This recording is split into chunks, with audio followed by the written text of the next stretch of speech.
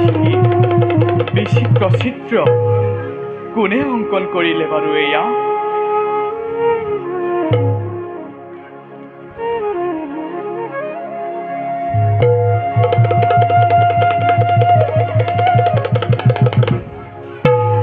কৃষ্ণ, ভাবি গুণি কি পাইছা?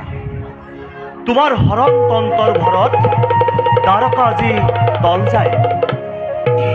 কুমাৰ হৰণত সংসাৰ আজি অন্ধকাৰত মুক্ত। হে যাদৱ বীৰগণ, অস্থিৰ নহবা, কুমাৰৰ সন্ধান পাইছোৱেই মই। পিতা, কি ভাবি পাইছাগৈ পিতা? পাইছাগৈনে মোৰ প্ৰাণৰ প্ৰতিম অনিৰুদ্ধ কন্যা। এই মোৰ এই মিত্ৰ পাই দেহত সঞ্জীৱনী শক্তি সঞ্চাৰ কৰা পিতা। হে যাদৱ বীৰগণ, অস্থিৰ নহবা, তোমালোকে বাৰু এই দেৱালত আঁকি থোৱা চিত্ৰখিনিলৈ মন নগৰাকৈ থকা নাই চাগে? কৃষ্ণ, চিত্ৰবোৰ আমিও দেখিছোঁ, কিন্তু ভালদৰে লক্ষ্যহে কৰা নাই।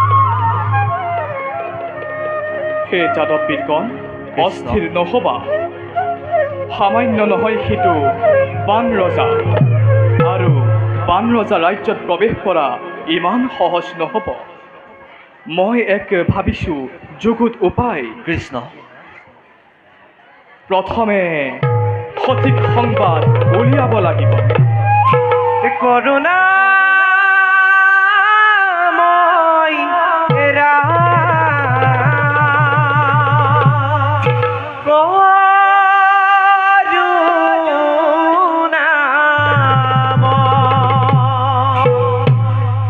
কৰুণাময়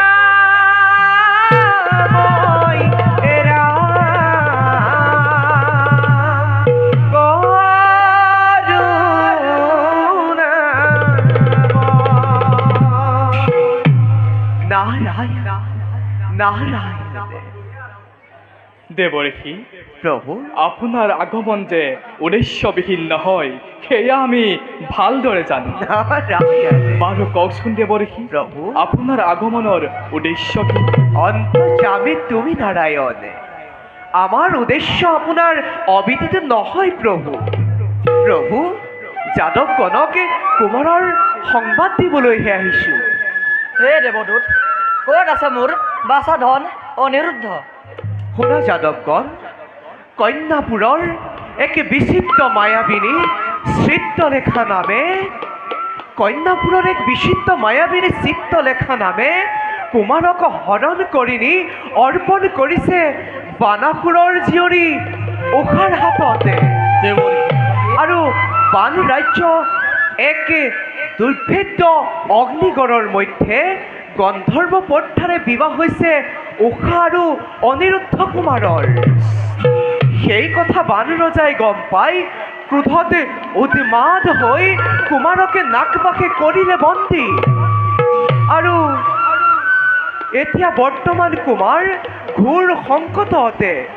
এই ঘোৰ সংকটৰ সময়তে যদি কৃষ্ণই যুদ্ধ যাত্ৰা নকৰে আয়োজন, তেন্তে তেন্তে সেই দুৰ্জেয় বানকে পৰাস্ত কৰিবৰ পৰা শক্তি কাৰোৱেই নাই। কৃষ্ণ, দেৱঋষি, প্ৰভু, মোৰো সেই একেই মত। হে যাদৱগণ, সহস্ৰ সৈন্য লগত লৈ দেৱঋষিক পথ প্ৰদৰ্শক হিচাপে লগত লৈ যাত্ৰা কৰোঁ আমি কন্যাপুৰলৈ। ব'লা কৃষ্ণ, আৰু খন্তেক সময়ো পলম কৰিব নোৱাৰি। ব'লা আমি ৰণদিশে যাত্ৰা কৰোঁ। ব'লা কৃষ্ণ। ব'লা পিতা।